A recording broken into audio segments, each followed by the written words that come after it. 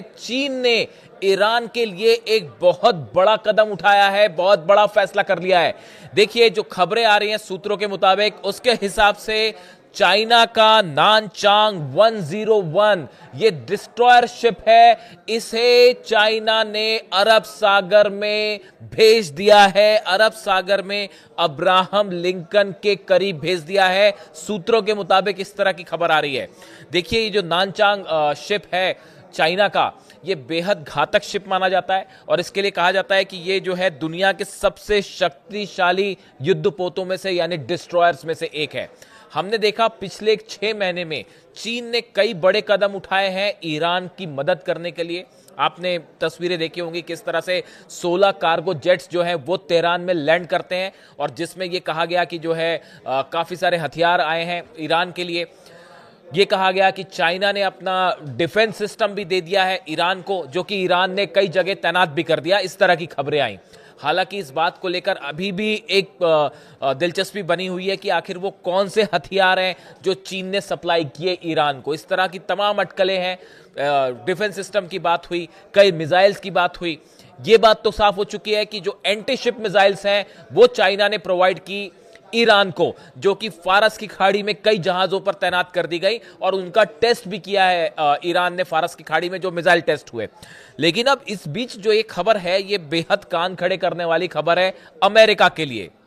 ये जो Nanchang 101 ship है डिस्ट्रॉयर चाइना का, देखिए ये 13,000 टन से ज्यादा का वजन इस शिप का है। यानी देखिए बेहद भारी भरकम शिप है ये, और ये सबसे ज्यादा बताया जाता है कि डेडली जो है वो युद्धपोतों में से, डिस्ट्रॉयर्स में से एक है और 112 वर्टिकल लॉन्च सेल से लेस है।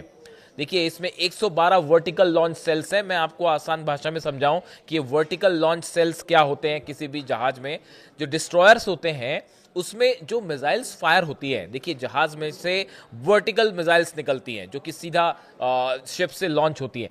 उसको लॉन्च करने के लिए जो पाइप के आकार का पोर्शन होता है जिससे मिसाइल निकलती है, इसे ये कहलाए जाते हैं वर्टिकल लॉन्च सेल्स। यानी कि इनके अंदर मिसाइल्स होती है और आपने जैसी बटन दबाया तो मिसाइल उस पाइप जैसी चीज होती है उसके अंदर से निकल जाएंगे। ये कहलाते हैं vertical launch cells. 112 vertical launch cells हैं इसमें। यानी आप देखिए ये अच्छा खासा एक भारी भरकम डिस्ट्रॉयर है। इसमें लंबी दूरी की मिसाइल्स हैं जो समुद्र में वार कर सकती हैं, हवा में हमले कर सकती है, और इसके अलावा अलग अलग कॉन्टिनेंट है उस पर भी यानी ज़मीन पर भी हमले कर सकती है।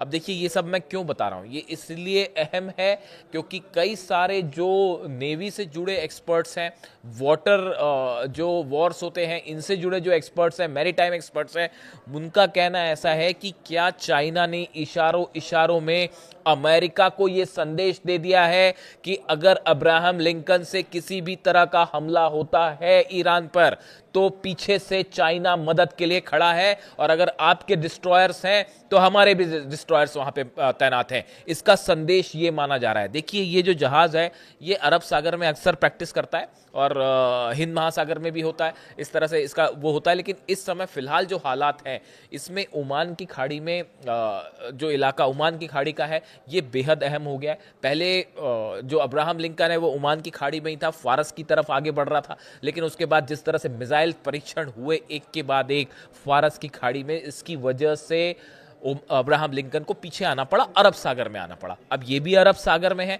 और जो जानकारी आई उसके मुताबिक चाइना का ये शिप भी जो है वो अरब सागर की तरफ अब रवाना कर दिया गया है। देखिए इसमें जो है YJ-21 hypersonic anti ship missiles हैं इसमें, जो कि अगर फायर की जाए तो किसी भी जहाज को वो डुबो सकती हैं। तो इस लिहाज से ये एक बड़ा कदम माना जा रहा है। पिछली जो सीरीज है उसमें हमने देखा कि सैटेलाइट से चाइना मदद कर रहा है। एक एक जानकारी मैं आपको बता चुका हूं, कौन से अमेरिका के बेस पे कितने प्लेन्स हैं, कहां कहां वॉरशिप्स तैनात हैं, सब कुछ जानकारी चाइना दे रहा है। यहां तक कि जो बताया गया कि शाहिद ड्रोन जो कि अब्राहम लिंकन के करीब पहुंच गया था, देखिए उसको, उस ड्रोन को ओमान की खाड़ी में या अरब सागर में इतने करीब पहुंचना अब्राहम लिंकन के, ये बिना सैटेलाइट की मदद के संभव नहीं है। और ये बताया जा रहा है कि चीन ने बड़ी मदद करी ईरान की और उसी के जरिए ये शाहिद ड्रोन जो है वो अब्राहम लिंकन के बेहद करीब पहुंच गया था और जिसकी वजह से फिर उसको गिराना पड़ गया।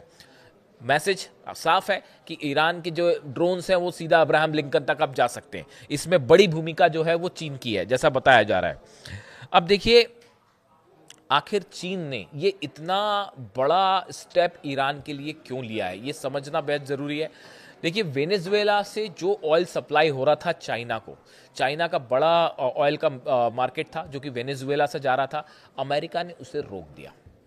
अब अमेरिका ने उसे तो रोक ही दिया, अब अमेरिका ये भी चाहता है कि चाइना ईरान से कोई तेल ना खरीदे। अब ये भी चल रहा है खेल कि जो है आप ईरान से भी तेल ना खरीदो। चीन ने साफ मना कर दिया कि साहब हम किसी सूरत में ईरान से तेल खरीदना बंद नहीं करेंगे, और चाहे अब इसके लिए जंग करनी पड़ जाए। ये मैसेज बड़ा साफ है। देखिए, हाल ही में डोनाल्ड ट्रंप की आपने देखा होगा, खबर पड़ी होगी कि डोनाल्ड ट्रंप की शी जिनपिंग से फोन पर बात होती है।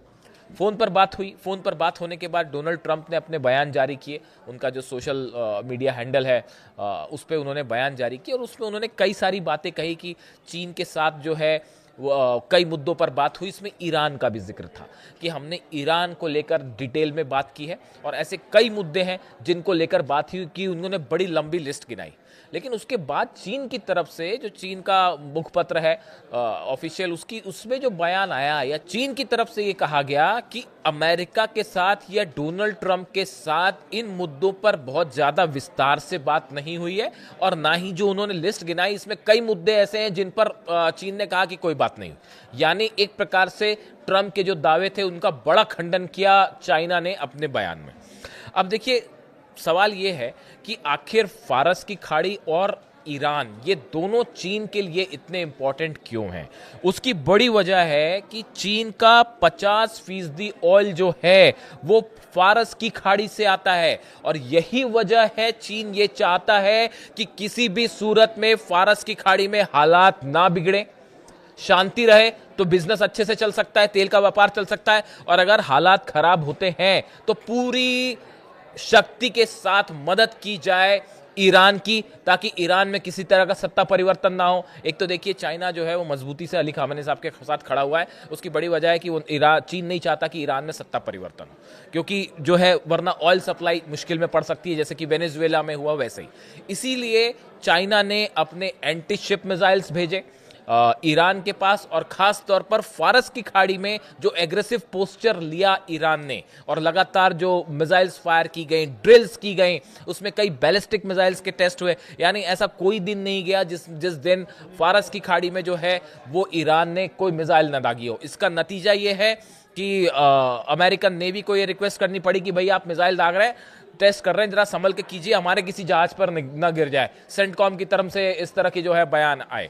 अब देखिए, ये इसी का नतीजा है कि फारस की खाड़ी को लेकर चाइना जो है वो मजबूती से खड़ा है ईरान के साथ, और ना सिर्फ उसने एंटीशिप मिसाइल्स दी, अब डिस्ट्रॉयर्स भी भेज दिया, जिसका मैंने जिक्र किया, नानचांग। बातचीत फेल हो चुकी है, भले अगले दौर की बातचीत हो, फिर एक कोई लोकेशन तय हो जाए, लेकिन ये सब जान रहे हैं, पूरी दुनिया इस बात को जान रही है, अमेरिका के अखबारों से लेकर मिडिल ईस्ट के अखबारों तक, और ईरान के लोग भी समझ रहे हैं, अमेरिका के लोग भी समझ रहे हैं, पूरी दुनिया समझ रही है कि अमेरिका और ईरान के बीच किसी भी तरह की डील या समझौता होना इम्पॉसिबल सा लग रहा है, असंभव लग रहा है।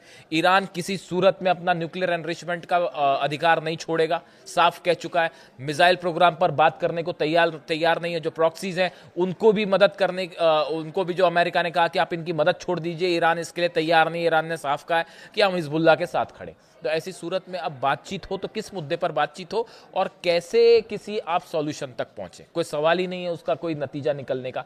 इस सूरत में ये फिर से एक बार हालात जो हैं वो पिछले 24 घंटों में जंग की तरफ बढ़ गए हैं। जो बातें चल रही थी कि किसी तरह की बातचीत होगी, देखिए अमेरिका की तरफ से कोई बयान नहीं आया। जो बातचीत हुई मस्कट में उसको लेकर सबकी नजरें थी कि अमेरिका क्या कहता है। अब्बास अराक्ची साहब जो विदेश मंत्री, उनकी तरफ से बयान आया, उन्होंने कहा हमने पॉजिटिव माहौल में बात की है, हमने अपनी बात सामने रख दी कि सिर्फ हम न्यूक्लियर मुद्दे पे बातचीत करेंगे और हम किसी मुद्दे पे बात नहीं करेंगे, और उन्होंने एक खुले दिल से अपनी बात सामने रख दी।